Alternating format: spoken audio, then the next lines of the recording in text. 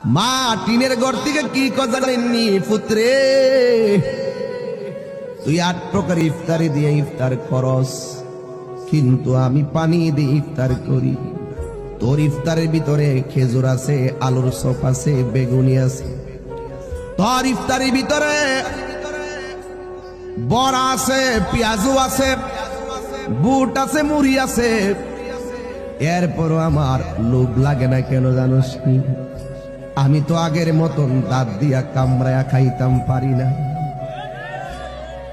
তুই আমার দিলেই কি আর না দিলেই কি, আগের মতন তো আমি কামড়ায়া খাইতে পারি না। তবে একটা কথা শুন শুন, খাবার খাইলে পেট ভরে। তুই যদি শুধুমাত্র আমার মুখটা দিয়া কইতি মা খান, আমি আমার বৌমারে দিতাম, নাইনাথিরে দিতাম। আমি না খাইলেও আমার মনের ভিতরে শান্তি পাইতাম। জোরে জোরে কি আল্লাহু আকবার বলা যাবে না?